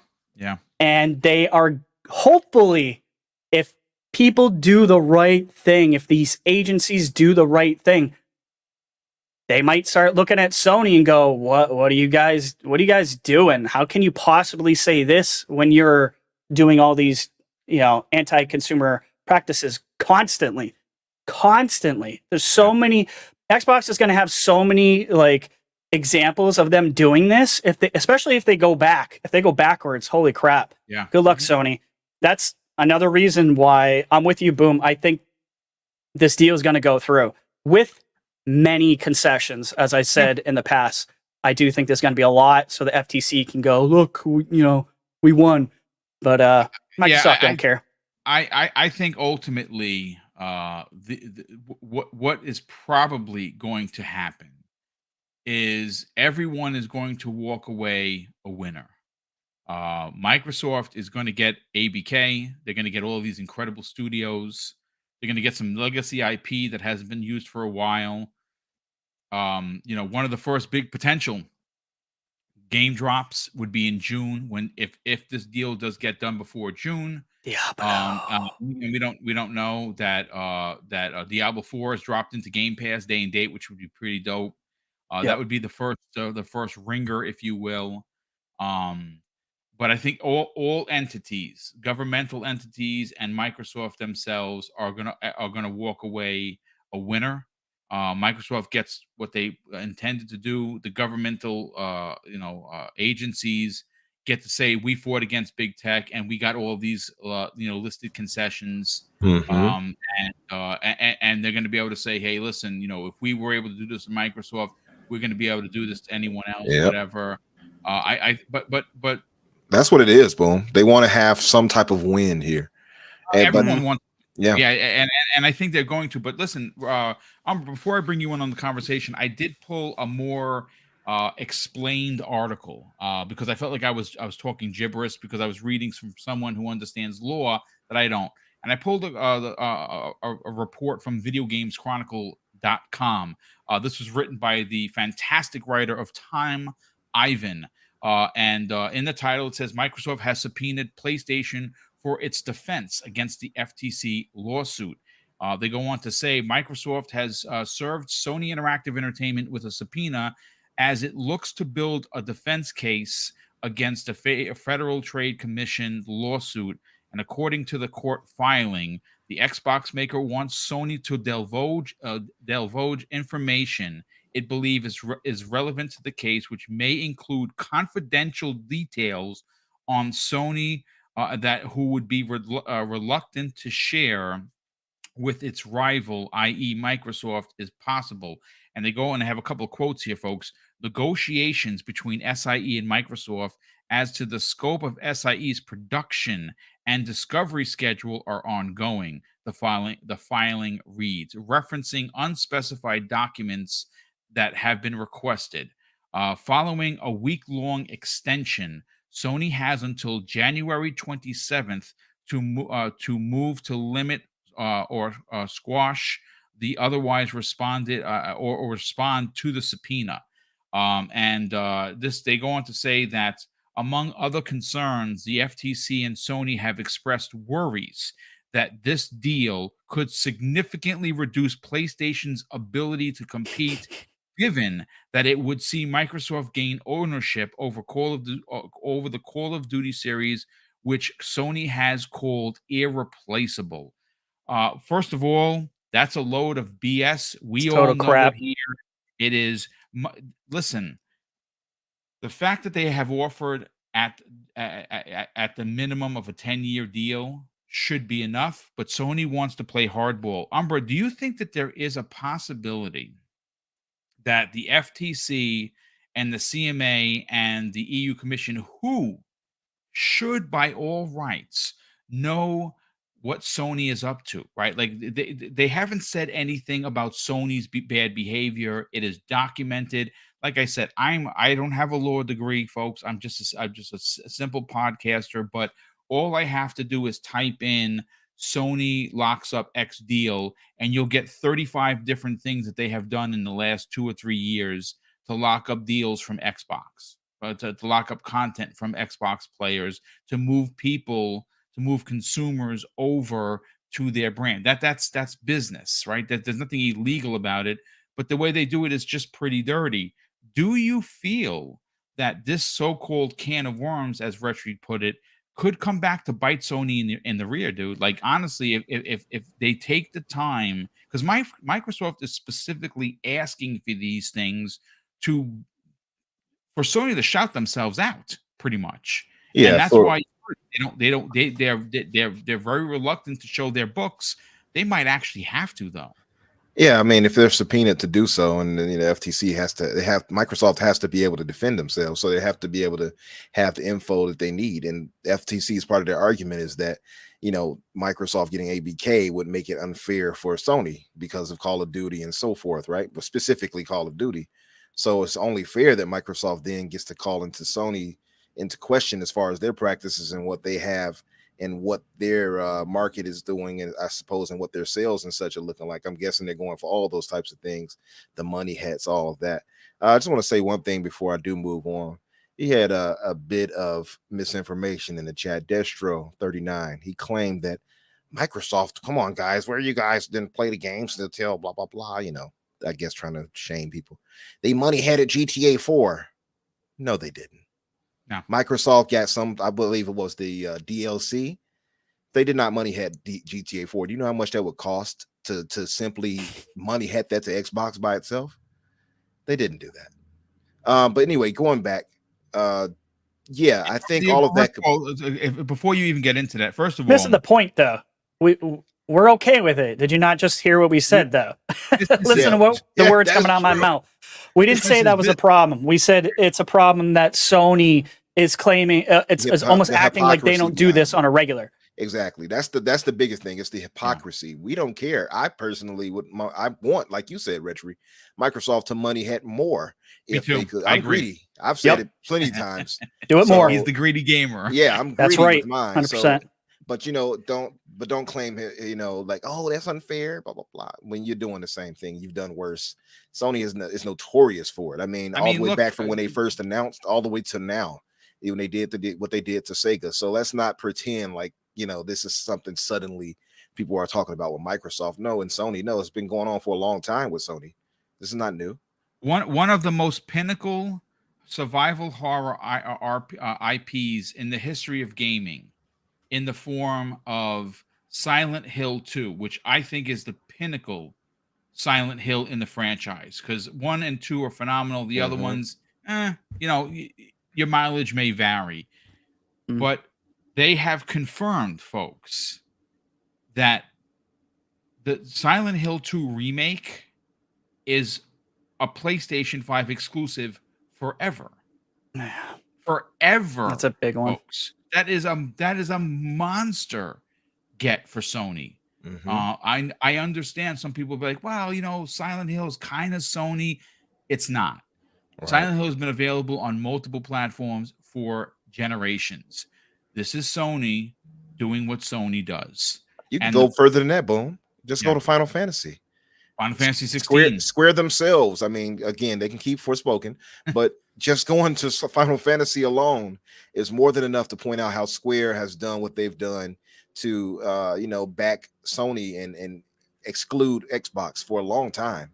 I mean, they're notorious for it. Like people have come to the conclusion that they're basically de facto first party. So what about that? It's so much they can go into. Like, and my thing is, it's like Retry pointed out.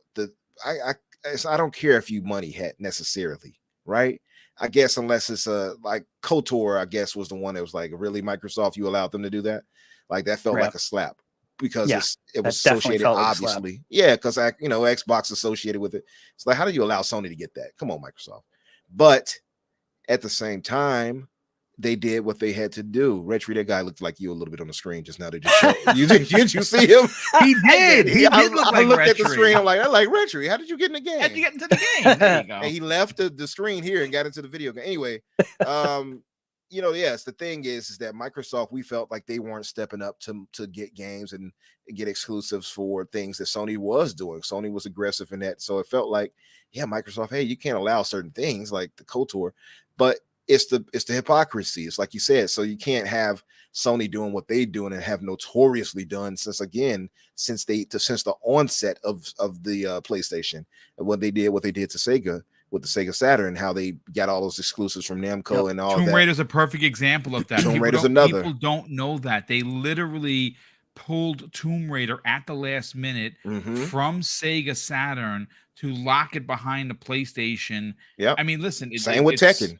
They did the same with Tekken and a lot of those fighting games. Yeah. So that thing is, for me, is like to say, don't sit there and try to call like as they say, those saying is kettle calling the pot black or pot calling the kettle black. It's like you're doing it yourself. Don't use that. And that's what we saw. A lot of the things that Sony was going to the FTC. See, FTC, they did this, like they're crying to their mother or something like that. Yeah. Look. You know what this reminds me of, guys? And again, you've seen this so many times.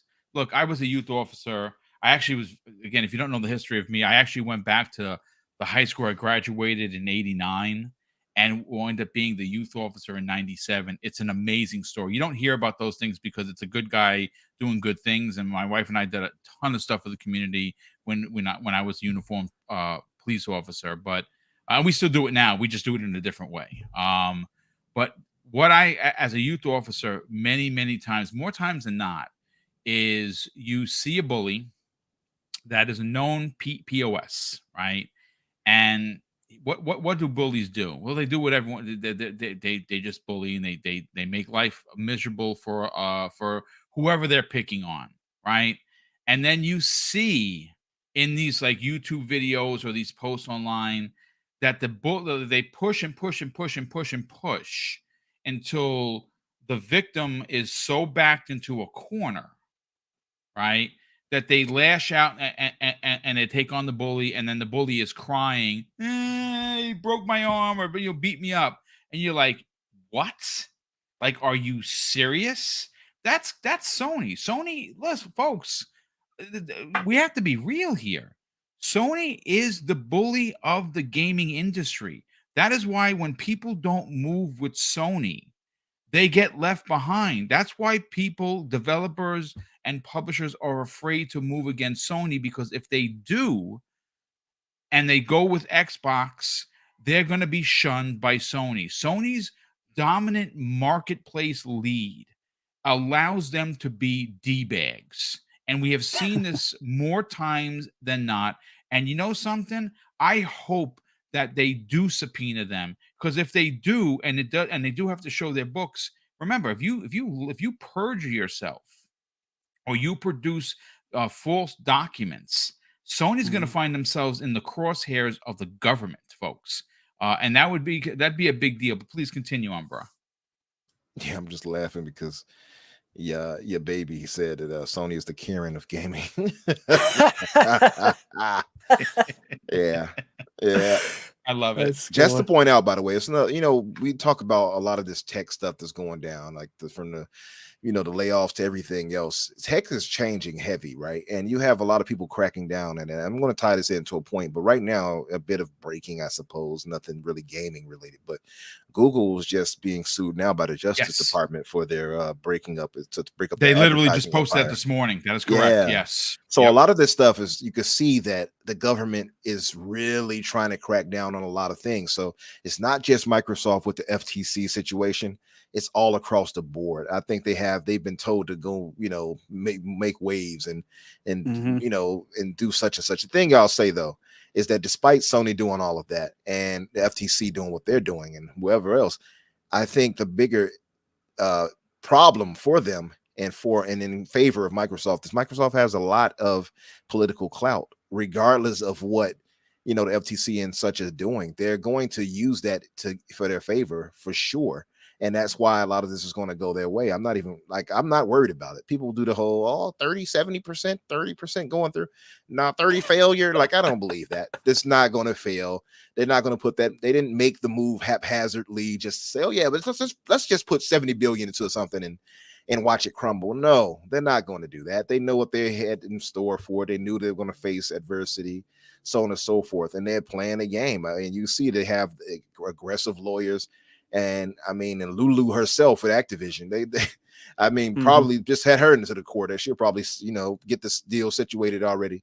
But it just comes into, it does feel like Sony might have something that calls back. I am actually looking forward to seeing what documents get produced because of this. And like we said in the green room before, Boom, it's a lot of it probably going to be redacted, but it will be hilarious to see so much come out that we did not know, that we've learned, because we've learned so much. A lot of this stuff, from these happenings and deals and not deals, but this whole litigation going on, we've learned so much. Even with the whole Apple versus Google situation, we learned so much that we had no idea about.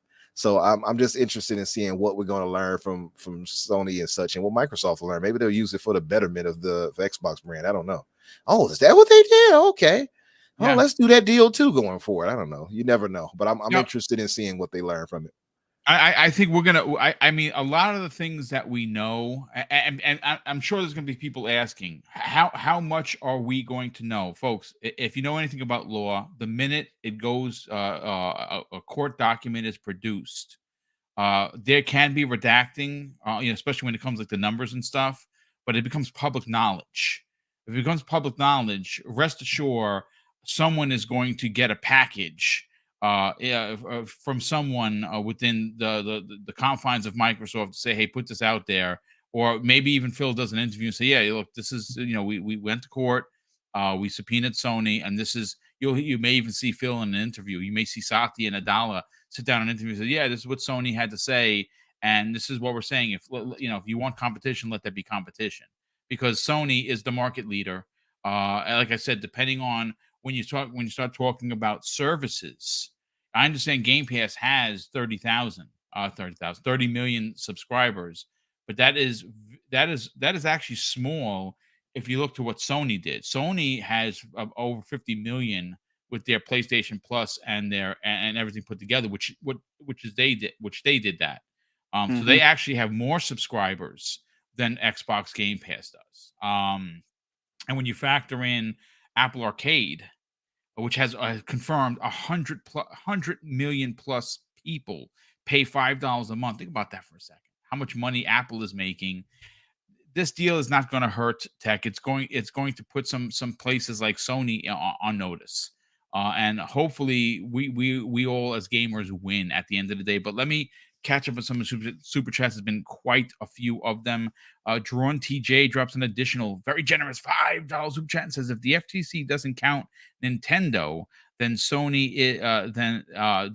is then a monopoly with the market share. In some places, and it's a proven fact that they have 70% of the market which is considered a monopoly. And again, this going to being subpoenaed could something, guys. I want to throw this out there real quick. I'm going to read the super chats. I'm going to come back to let you guys sit on this for a second. Could this subpoena, because they said that Microsoft is still working behind the scenes with Sony, could this subpoena be a play to kind of quote unquote force Sony into saying, yeah, we'll sign that 10-year deal because we don't want to show our books? Think about that for a second as I read the rest of the super chats, and I'll come back to you guys because that just popped into my mind. I thought about it could be a good play for Microsoft. Say, hey, listen, we're subpoenaing you. We want this. We want you to show your books. They may have no choice, but if you sign this deal, we'll pull the subpoena. It's possible. It's absolutely possible. We have Gamers Play HUD Zero drops an additional very generous $2 and says corporations are killing talent. The passion is gone. I mean, corporations do what they do. They invest, and when something doesn't work out, yeah. But you're seeing more and more people. Like, the perfect example: the people from Playground. They lost 10 very, very important people, and they're starting their own studio. Studios are opening up left, right, and center. Yep. I don't think it kills talent. I think it hinders Or it, passion. sure. Or passion. I think if they weren't passionate about what they want to do, this AAA open world game that they have, they're saying they're working on, then they wouldn't have moved. They would have stayed at Playground and just kept getting their checks. But thank you very much for the super chat, dude. Super appreciate you being here. On the bright side, drops a very generous $5 super chat and says, concerned about Redfall's co-op progression or lack thereof. Arcane wants me to play a game twice. Please discuss. You know what? We're going to get into, because I can't speak on it specifically until we see it. Rest assured, tomorrow night's primetime gaming, 7 p.m. Eastern Standard Time, is going to have potentially a 15-person panel. We're going to be reacting to everything that has happened. And Thursday and Friday, we're going to be covering, what has happened and what, at the show and after. Trust me, tune in to Double Barrel Gaming. We're going to have you covered. There's still 3 more shows for the remainder of the week, and we're going to be covering every aspect of it. You said a 15-person show, huh? Yeah, Boom? we're gonna have 50 you're going people all go out. through. Yeah. We'll have a lot of people. We're gonna be, cycling in and out. I'm trying to get a few more in there. I'm trying to get a few surprise guests. I would just say, sorry to cut you off on that. Just to say though, maybe you just got to change up how you're going to play Redfall. What was his name again? On the bright side. Yeah, on the bright side. I think maybe play it. Like I do Halo, play it legendary, for instance, maybe by yourself in the end, or with friends, or either or. On heroic, I guess you would say by yourself, and then legendary or the hardest difficulty with people after the fact. Maybe that you'll have a clear understanding of what to do at that point too. So you could do it like that. Yeah, that's definitely a possibility. I mean, I think the game is going to slap. I think it's going to be one of the biggest surprises of the year. I think it's really going to surprise a lot of people. Every time we see it, looks just better and better and better. Gerald Mack, good friend of the program, just a very generous $5 super chat and says 2023 starting to feel like a real start of next gen. Salute to you and the esteemed panel. Team Green, we outside. Yes, we certainly are. Game Players HUD Zero drops an additional very generous $2 super chat and says Hi-Fi Rush will spark my love for gaming again. Hashtag JSR, which of course stands for Radio, baby. Jet Set Radio, indeed. Yeah. Highlander 001 drops a very generous $5 super chat and says, this is where I wish we had Hogue Law today. And he's doing so good. He's crushing the goals according to his wife. I don't know how. I mean, he's walking, he's talking. He'll be back soon enough. Of course, we wish him a very speedy recovery. Yes, I wish Hogue Law was here to explain it to like a simpleton like myself, because he would have an 8-hour podcast. Yeah. I guarantee you he'll be back soon enough. He's in rehab, and Mrs. Hogue tweeted out, he said this is his worst vacation. Yeah, she's funny like that. That's such a Hogue Law thing. We're gonna get him back soon enough. He's gonna be back and better than ever. Thank you for that. Gamers Play HUD Zero drops an additional very generous $5 super chat and says, boom, video game TV adaptions, just like game IP, shows that when you put your money where your mouth is, success always follows. Indeed. And well, it's certainly working for Sony right now. Michael G drops a very generous $10 super chat. Michael, welcome to the program, brother. He says, do you remember when Sony with BMG encrypted viruses on music CDs to prevent people from stealing music? They were caught by hackers and Sony paid billiards on the lawsuit back in 2000. Dude, I don't even remember that. Holy crap. Well, thank you for that. I didn't even know that. And Raiden Blade drops £2 super chats. And the first one says, Sony has to worry about third party getting summoned. That is absolutely correct. And those deals. And, again, we'll talk about that in a second before we get everyone out of here.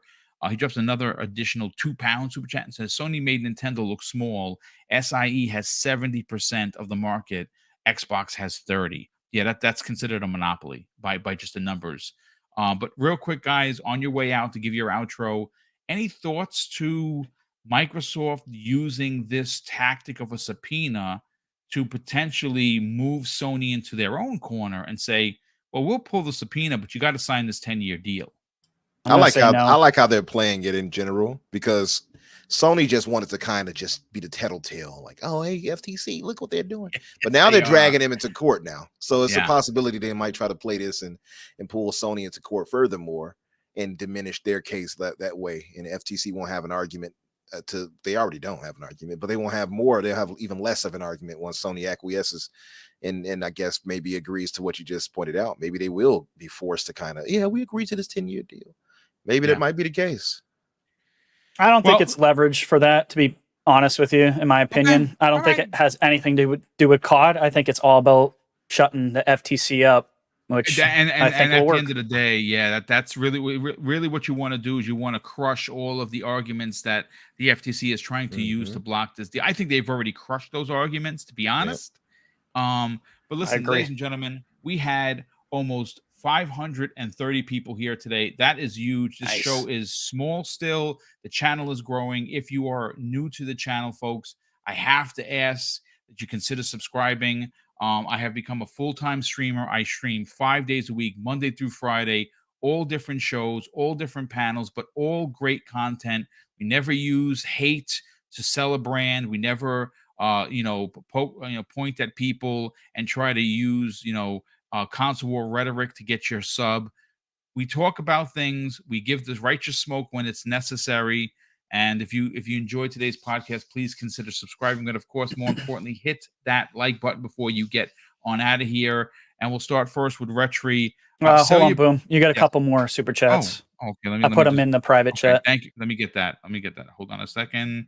Okay, Highlander 001, who's been a channel member for 6 months, drops a very generous additional $5 super chat and says, Square Enix is losing money. Guess they should charge Sony more, or Sony players don't buy their games. I am telling you that Forspoken is going to be one of the worst selling games in 2023 for a multitude of reasons. Forget the fact that it's just an ugly game. There's a lot of in between the line stuff that a lot of people are talking about that I don't want to specifically get into right now because it's deep. I was talking to Kayasante yesterday, and he was a little PO'd, if you will, about how they treated the opening specifically of the game. Oh yeah. Yeah, a lot of people didn't like that. I saw someone post something that they had her rap sheet. Yeah, there's a lot to be said. It's a lot of silliness too, Boom. Because listen, I'm a black man. I said it before. I'll say it again. I'm a pro-black dude, right? And that when I say pro-black, that does not mean a negative to anyone else. Of course. So some people misconstrue that. Oh, you pro-black, so you anti-white? Yeah. No. But that right there, I saw people, even David Jaffe, had kind of tried to make it like it was a race thing for this game. Oh, people don't want to buy this because she's black. It's like, come on. The game is trash. The game is trash. I've played it. I'm telling you from experience. I played 3 hours almost of this game. It's trash. Yeah, that's why I don't listen to his stuff, because of that kind of rhetoric. That is, you are inciting some real heavy shit. He ain't the only one, Boom. Yeah, there's some people we respect that are saying that all over Twitter right now and getting a It's- rash and a crap for it as we speak. I That's listen, as silly. someone who has a brother who's African American, you don't understand it.